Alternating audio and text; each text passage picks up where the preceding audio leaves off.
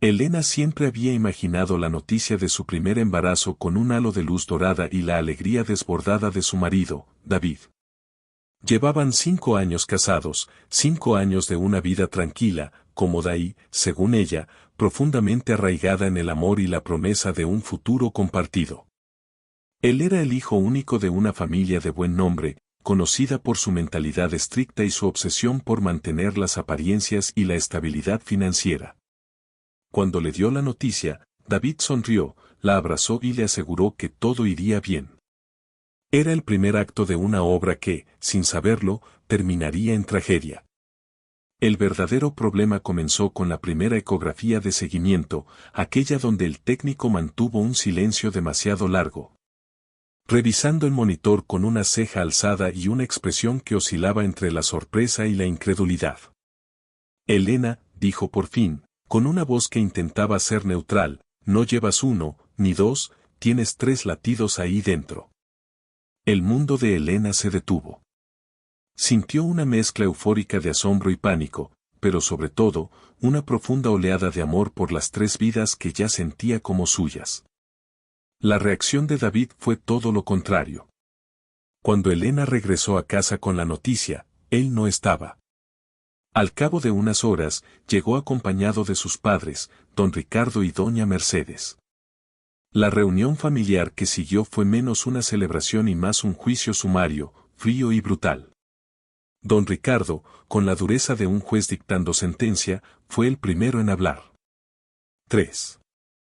Es una irresponsabilidad biológica, Elena. ¿Sabes el coste? ¿Sabes la presión que esto ejerce sobre el apellido, sobre la herencia? David y tú apenas tenéis un colchón sólido para uno. 3 es la ruina. Doña Mercedes se limitó a asentir con la cabeza, sus ojos de hielo ni siquiera miraban el vientre incipiente de Elena. Pero fue David, su David, quien pronunció las palabras que perforaron el alma de Elena. Se encogió de hombros, con la mirada fija en el suelo, incapaz de mirarla a los ojos. Lo siento, Elena. Pero tienen razón. Yo no puedo con esto. Mis padres tampoco. Es demasiado. Es mejor que te ocupes tú. Él no dijo abandonar, pero el significado flotaba en el aire, denso y palpable. Era un ultimátum silencioso, respaldado por la fortuna y la influencia de sus suegros. Si ella tenía a las trillizas, él se iba. Elena se negó rotundamente a ceder. Aquellas 3 pequeñas eran un milagro, no una carga. Tras días de discusiones estériles, David tomó una maleta y se fue, no sin antes dejarle una nota mecanografiada, formal y cruel, con la firma de un abogado.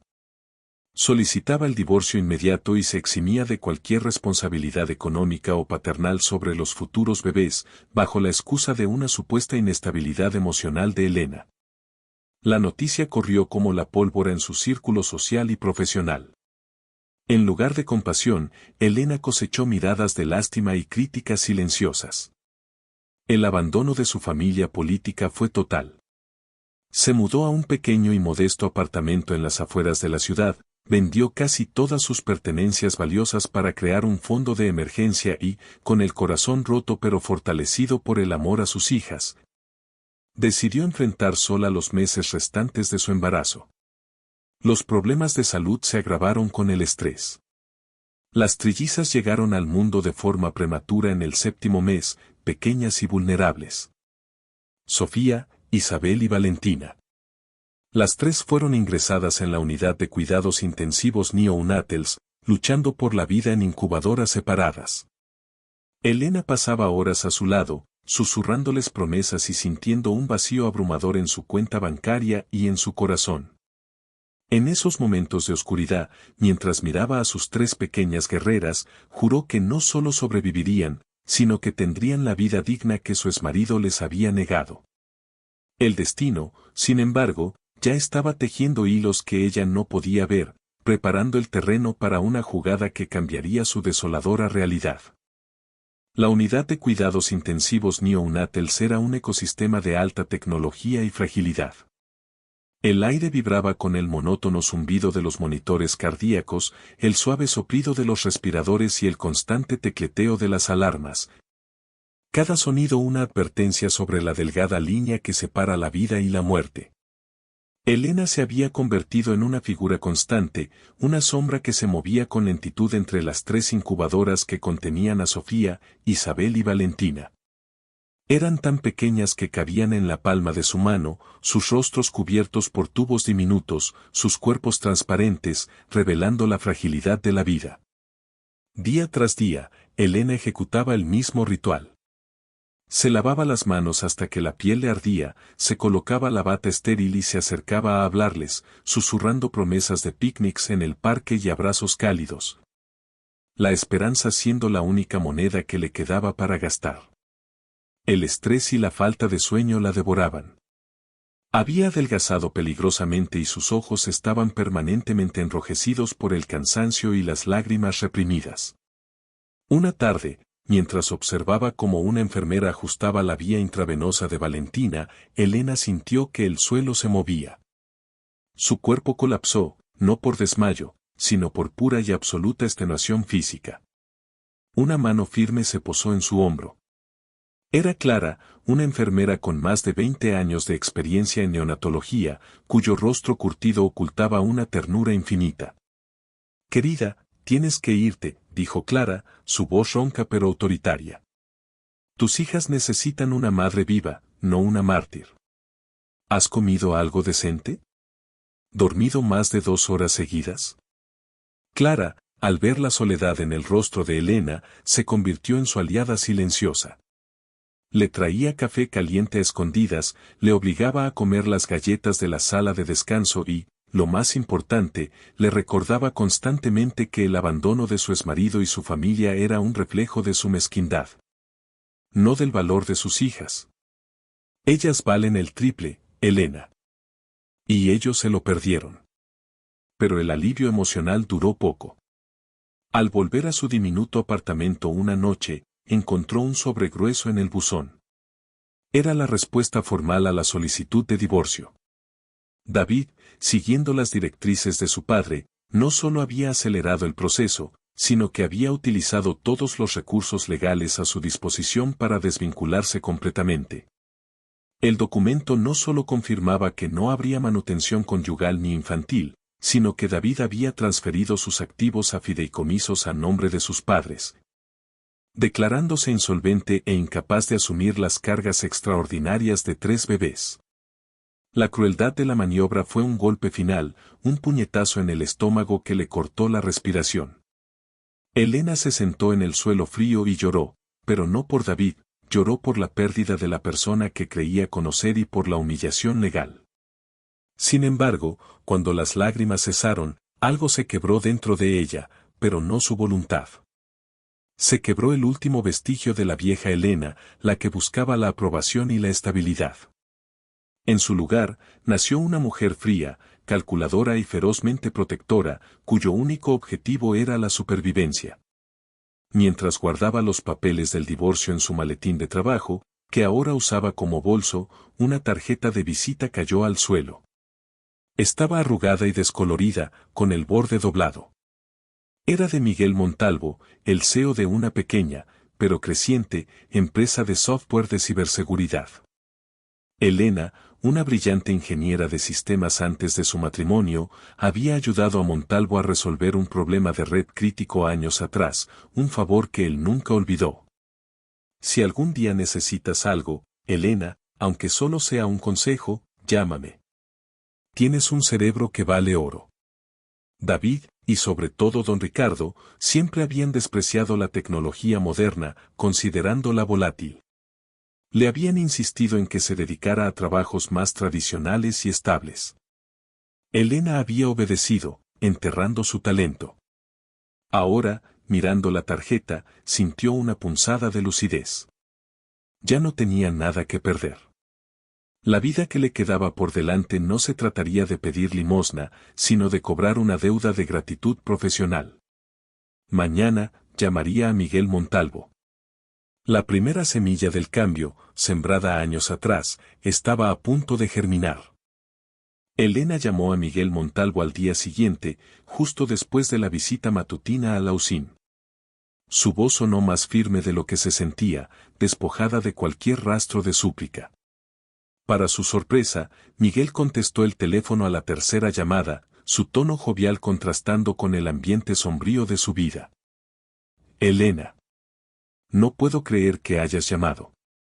¿Lo creíste de verdad, eh? Te dije que tenías el cerebro de oro, bromeó, aunque rápidamente su tono se tornó serio al escuchar la verdad sin adornos sobre su situación personal. Elena fue directa, no necesitaba un hombro para llorar, necesitaba un trabajo, y lo necesitaba ahora. Necesitaba un sueldo que cubriera los costes astronómicos del hospital y el futuro de 3 niñas. Miguel le ofreció una reunión esa misma tarde. El edificio de Montalvo Security era moderno y minimalista, un contraste brutal con el lujo antiguo y pesado de la mansión de su exesposo. La oficina de Miguel no tenía paredes, solo cristal, y él la recibió con una calidez genuina. Mira, Elena, dijo, moviendo unos diagramas complejos en una gran pantalla. No te voy a ofrecer un puesto de entrada. Necesito un director de arquitectura de sistemas, alguien que pueda reestructurar la defensa de nuestra plataforma principal. Es un proyecto de 3 meses, pero crítico. Requiere una mente como la tuya, que no solo programa, sino que piensa en cómo las estructuras colapsan y cómo se reconstruyen mejor. Elena, con la misma frialdad que había adoptado al firmar el divorcio, estableció sus condiciones. Miguel, mis hijas son mi prioridad absoluta. Están en incubadoras. Requiero flexibilidad total, trabajaré desde casa o desde la sala de espera del hospital si es necesario. Cumpliré los plazos, garantizaré la seguridad, pero si una alarma suena, yo me voy. Y el sueldo debe ser excepcional. No un sueldo de mercado, sino uno que refleje la situación de vida o muerte en la que me encuentro. Miguel sonrió, no con condescendencia, sino con respeto. Me gusta tu honestidad, Elena. Y acepto tus términos. Pero tengo una condición yo también, o más bien una propuesta. Se inclinó sobre el escritorio. El proyecto de 3 meses es solo la fachada. La verdad es que necesito una solución a largo plazo. Nuestra empresa está a punto de dar el salto a una ronda de inversión gigantesca. Necesito que este sistema sea no solo seguro, sino impenetrable. Si lo logras en 3 meses, te ofrezco un contrato indefinido como directora de tecnología, con un sueldo que duplicará lo que ganabas antes, y una participación accionarial en la empresa. Elena no podía creerlo. No era un trabajo, era una oportunidad de escape financiero definitivo. La oferta de acciones significaba que su futuro, y el de sus hijas, ya no dependería de un sueldo, sino del éxito de una empresa en crecimiento. Ella aceptó, firmando un contrato de confidencialidad y empleo que, irónicamente, se sentía más seguro que sus votos matrimoniales. 6 días después, David y su padre, don Ricardo, se reunieron con su abogado para revisar un informe rutinario de la situación financiera de la familia. Don Ricardo, obsesionado con la discreción y el control, había ordenado una auditoría de todos los activos, incluyendo la red de inversiones familiares. El informe llegó con una nota urgente: la red de seguridad digital que protegía sus fideicomisos bancarios privados había sido penetrada, no robada, sino expuesta a un posible ataque. La empresa que don Ricardo contrató para reparar la brecha era, casualmente, Montalvo Security. Mientras tanto, Elena, sentada en una pequeña silla incómoda en el hospital, con su computadora portátil sobre sus rodillas, se sumergió en su trabajo. Ella no sabía que estaba resolviendo una brecha en las redes de la familia de su exmarido, o que su trabajo la pondría en contacto directo con los movimientos financieros de don Ricardo. Para ella, solo era código, la oportunidad de oro para pagar las facturas y asegurar la supervivencia de Sofía, Isabel y Valentina, que, afortunadamente, mostraban signos lentos, pero firmes, de mejora. El destino había puesto el arma del poder financiero en sus manos, y ella no dudaría en usarla. El proyecto de arquitectura de sistemas se convirtió en el santuario de Elena. Con el zumbido constante de los monitores de la UCIN como ruido de fondo, su mente, antes dispersa por la tristeza, se centró con una intensidad casi inhumana. Para Miguel Montalvo, Elena no era solo una empleada, era la fuerza impulsora que había estado buscando.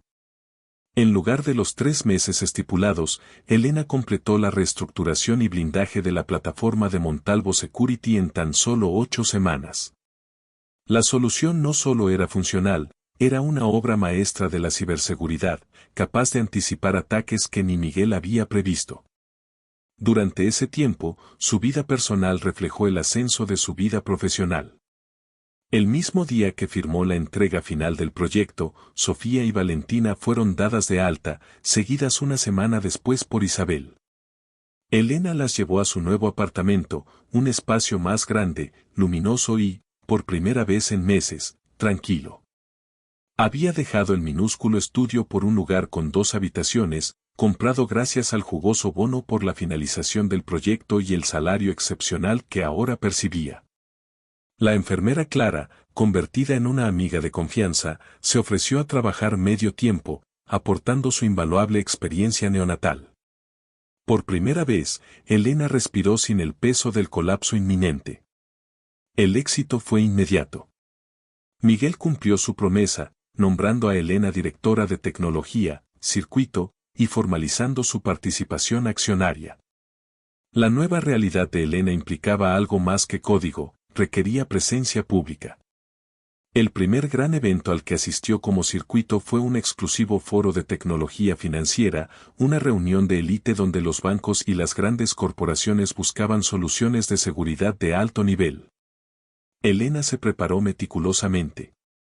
Vestida con un traje de corte impecable, con el cabello recogido y una serenidad ganada a pulso, ya no era la esposa sumisa de David Arce, sino una ejecutiva formidable. Llevaba en el cuello un pequeño colgante con las iniciales S y V, su único adorno sentimental. Mientras exponía con claridad y confianza la nueva arquitectura de Montalvo Security a un grupo de banqueros, notó una figura familiar en la parte trasera de la sala, paralizada por la incredulidad. Era David. Él se había acercado a la conferencia acompañando a su padre, don Ricardo, en un intento de buscar nuevas alianzas tras la reciente brecha de seguridad que tanto los había alarmado. Cuando David vio a Elena, vestida con ropa de diseño, rodeada de ejecutivos que asentían con respeto, se le cayó la copa de champán al suelo. El sonido fue sordo, pero el impacto en su psique fue estruendoso. Al terminar su presentación, Elena se dirigió a un lado, momento que David aprovechó para acercarse, tropezando con la alfombra. ¿Elena? ¿Qué haces aquí? No, no pareces tú, balbuceó, con el rostro pálido y confuso. Ella lo miró, y en sus ojos no había odio, ni resentimiento, solo un vacío glacial. David. Estoy trabajando. Soy la directora de tecnología de Montalvo Security, respondió con voz baja y profesional, sin darle la oportunidad de usar su apellido de casada. Si necesitas hablar con alguien de la empresa, puedes contactar con nuestro equipo de ventas. Su tono implicaba que él estaba por debajo de su nivel. Antes de que David pudiera reaccionar, Miguel Montalvo se acercó y puso una mano posesiva en la espalda de Elena. Disculpa, colega. Necesito a Elena para otra reunión. Ella es el activo más importante que tenemos. Un placer. Miguel se llevó a Elena, dejándolo a David solo. Avergonzado y con la amarga comprensión de que la mujer a la que había descartado como una carga ahora valía millones en acciones y dirigía la empresa que su padre había tenido que contratar desesperadamente. Esa noche, mientras acunaba a Sofía, Elena recibió un correo de Montalvo con el informe de sus nuevos clientes de alto nivel. Entre ellos, encontró un informe detallado sobre la seguridad del fideicomiso Arce, S.A. que ella misma había blindado. La ironía era total, la familia que la había abandonado estaba ahora pagando una fortuna para proteger su dinero a la mujer que despreciaron, sin saber que ella era la artífice de su seguridad. El destino no solo había cambiado su vida, sino que le había dado las herramientas para desmantelar, si así lo deseaba, la estabilidad de quienes la habían herido. La noche posterior al encuentro con David, Elena sintió una adrenalina fría recorriendo sus venas. El deseo de venganza era una tentación ardiente, conocía las vulnerabilidades del fideicomiso Arce, S.A. mejor que David o Ricardo. Un simple código, una puerta trasera dejada por accidente, y la estabilidad financiera de la familia que la había arrojado a la calle se desmoronaría. Se sentó frente a su pantalla, la línea de comando brillando con el potencial de un arma letal. Sin embargo, al escuchar el leve balbuceo de una de sus hijas en la habitación contigua, el impulso se desvaneció. La vieja Elena, movida por la emoción, habría actuado. La nueva Elena, la circuito, era pragmática. Un ataque directo sería ilegal, expondría a Montalvo Security y, peor aún, la despojaría del futuro que tanto le había costado construir para Sofía, Isabel y Valentina. Su objetivo no era la destrucción, sino la supremacía y la seguridad. Su venganza sería sutil y legal, no se trataba de robar, sino de ejercer el poder que legalmente había adquirido sobre sus vidas. Mientras tanto, don Ricardo Arce no era un hombre que dejara las coincidencias al azar. La reacción de pánico de David al ver a la nueva circuito, sumada a la brecha de seguridad que había provocado la contratación de Montalvo, encendió todas sus alarmas. En menos de 24 horas, contrató a un investigador privado de primer nivel, no para que investigara la red, sino para que investigara a la propia Elena. La misión del investigador era sencilla: descubrir quién era realmente Elena, la brillante y fría directora de tecnología, y si tenía alguna conexión previa con la familia Arce. El informe llegó a la mesa de Ricardo 2 días después, sellado y explosivo. No había dudas. La Elena Vargas que ahora dirigía la tecnología de su empresa de seguridad era la misma Elena Vargas que su hijo había abandonado por un embarazo de alto riesgo. Don Ricardo sintió un frío paralizante. El destino no solo había revertido la fortuna de Elena, sino que la había convertido en el centinela de su propia riqueza. Habían desestimado a una simple esposa, ahora se enfrentaban a un genio de la ciberseguridad que conocía la arquitectura interna de sus vidas. El pánico se mezcló con una furia impotente. Si ella hacía un solo movimiento, toda su estructura de poder colapsaría. Elena, anticipando que Ricardo intentaría investigar, decidió hacer el primer movimiento, sutil pero demoledor. Convocó una reunión con Miguel Montalvo, presentando una estrategia de sostenibilidad 5.0 obligatoria para todos los clientes de fideicomisos con alto patrimonio neto. Miguel explicó con diagramas limpios: nuestra auditoría ha revelado que muchas fortunas antiguas, como la de los Arce, son increíblemente vulnerables a los nuevos ataques de phishing dirigidos a la documentación legal. Necesitamos forzar una migración completa de sus documentos offline a nuestro blockchain privado. Es un servicio extra, caro, que garantiza la invulnerabilidad legal. Miguel, siempre enfocado en el crecimiento, asintió. Es brillante, Elena. Nos garantiza millones en nuevos contratos y les blinda las espaldas. Lo que Miguel no sabía era que esta migración forzaría a don Ricardo a exponer cada documento de su fideicomiso a la supervisión técnica de Montalvo Security, es decir, Elena, y que el coste de la implementación, diseñado meticulosamente por Elena, era un castigo económico por derecho propio. A la mañana siguiente, don Ricardo recibió una notificación de Montalvo Security, un requisito obligatorio de actualización de seguridad. La carta detallaba la necesidad de un nuevo y costoso paquete de blindaje. Al leer la letra pequeña y ver el nombre del equipo de desarrollo a cargo, don Ricardo comprendió que estaba recibiendo su declaración de guerra. La mujer que había abandonado le estaba enviando la factura por su crueldad, y no podía negarse a pagar, porque su negativa significaría admitir su temor y arriesgar todo lo que poseía. El juego de poder había comenzado. El requisito obligatorio de actualización de seguridad de Montalvo Security fue el golpe más duro que don Ricardo Arce había recibido en décadas. La factura era exorbitante, pero el verdadero coste era la humillación de pagarle a Elena por controlar el acceso a sus propios documentos. Don Ricardo, incapaz de gestionar el desastre emocionalmente, cayó en un silencio furioso, dejando que el pánico se apoderara de David y doña Mercedes. David, atormentado por su cobardía y ahora temiendo la venganza de Elena, comenzó una ofensiva de mensajes patéticos. Intentaba contactarla por todos los medios, correos electrónicos con asuntos ambiguos, hablar sobre el pasado, llamadas perdidas a horas inoportunas e incluso mensajes de texto rogando ver a las trillizas. Elena interceptó cada intento. Su asistente personal, una joven eficiente y discreta, tenía instrucciones claras: filtra cualquier comunicación de los apellidos Arce o Vargas. Si es laboral, remítelo al equipo de soporte. Si es personal, bórralo. Elena se negó a responder, no por despecho, sino porque el David que ahora suplicaba no era un arrepentido, era un hombre aterrorizado por la pérdida de su estatus económico. Su dolor era egoísta. La que actuó con mayor decisión fue doña Mercedes. Para ella, el honor familiar era su única moneda de cambio. La idea de que su nuera abandonada, convertida en una genio de la tecnología, estuviera auditando sus vidas era intolerable.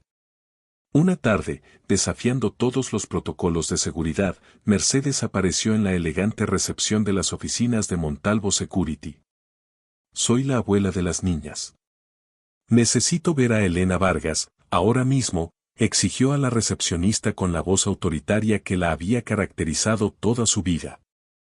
La recepcionista, siguiendo las instrucciones, contactó a Elena, quien se encontraba en una reunión de estrategia. Elena miró la pantalla de su teléfono.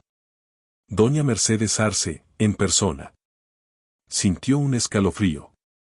Era hora de terminar este capítulo. Bajó sola al vestíbulo, con la calma de quien va a ejecutar una decisión inevitable. Mercedes se acercó a ella con los brazos abiertos, intentando un abrazo forzado, pero Elena se mantuvo firme y distante. Elena, mi niña. Por favor, sé razonable. Sé que cometimos un error, pero el pasado es pasado. Somos familia. David te extraña, y estas preciosas niñas son nuestra sangre. Quiero conocer a mis nietas. Quiero ayudarte, recompensarte. Mercedes intentaba sonar dulce, pero el miedo de perder el control sobre su propia vida se filtraba en sus ojos. Elena la interrumpió, su voz baja y uniforme, como un bisturí. Doña Mercedes, usted no me abandonó porque yo tuviera trillizas. Usted me abandonó porque el coste de la responsabilidad superaba la conveniencia de la apariencia. David me dejó con una nota mecanografiada y me declaró inestable para evitar la manutención. Ustedes no quieren a mis hijas. Quieren saber qué sé sobre sus activos. Elena se permitió un pequeño y amargo momento de lucidez. Yo no necesito su ayuda ni su dinero. Las 3 vidas que intentaron destruir, Sofía, Isabel y Valentina, están perfectamente cuidadas, felices y sanas, gracias a mi esfuerzo, no al suyo. Ustedes perdieron su derecho a ser familia cuando eligieron la crueldad. Y su arrepentimiento no es sincero, es un cálculo financiero. Mercedes, expuesta y humillada, se encogió. Pero, ¿qué vas a hacer? ¿Vas a arruinarnos? Elena sonrió, pero la sonrisa no llegó a sus ojos. Estoy haciendo mi trabajo, doña Mercedes. Y mi trabajo es garantizar la seguridad de mis clientes, incluso de aquellos que no me agradan. Pero recuerde esto, soy la única persona entre usted y el colapso financiero. Ya no soy la mujer que pueden intimidar o desechar. Soy la arquitecta de su caja fuerte. Sin decir una palabra más, Elena se dio la vuelta y se dirigió al ascensor. Dejó a Mercedes sola, con la comprensión de que la única manera de sobrevivir a la nueva realidad era cooperar, obedecer y pagar. El destino había completado el cambio de roles, convirtiendo a la víctima en la juez y a los verdugos en rehenes de su propio miedo. Solo quedaba un cabo suelto. 5 años pasaron, 5 años en los que el destino demostró ser el más implacable de los arquitectos. Montalvo Security se había disparado, culminando en una OPI histórica que convirtió a Miguel Montalvo en multimillonario y a Elena, gracias a su participación accionaria, en una de las empresarias tecnológicas más influyentes de la región. El dinero no era solo una herramienta de supervivencia, era la armadura de la independencia y el cimiento de un futuro inexpugnable para sus hijas.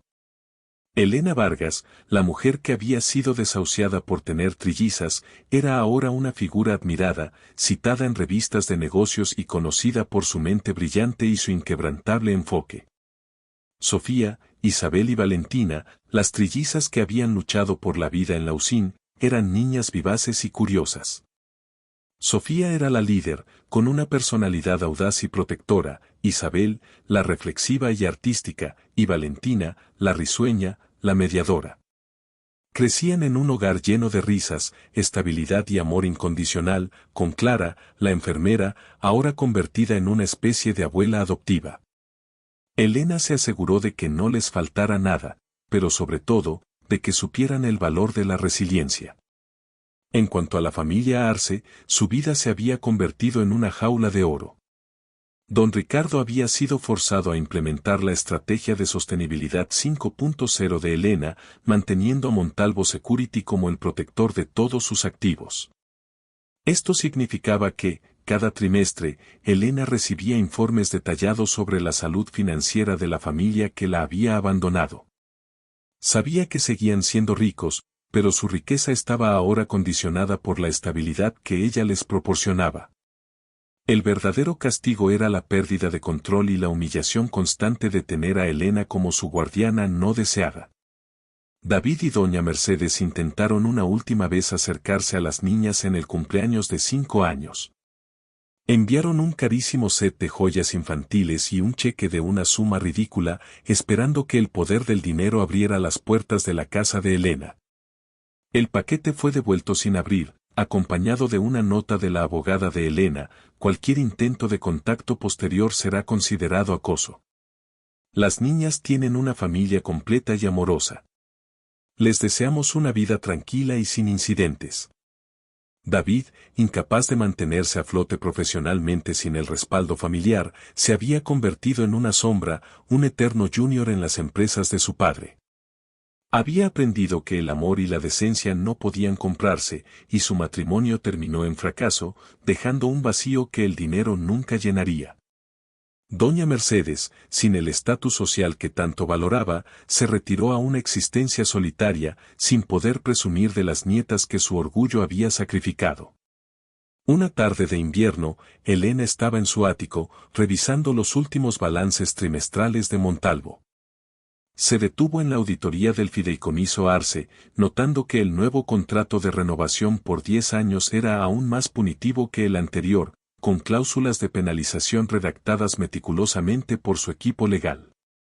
Ella sonrió, cerró el portátil y miró por la ventana hacia el horizonte, donde las luces de la ciudad brillaban. El destino había cambiado todo, no a través de un milagro, sino a través de la inteligencia, la voluntad y el trabajo.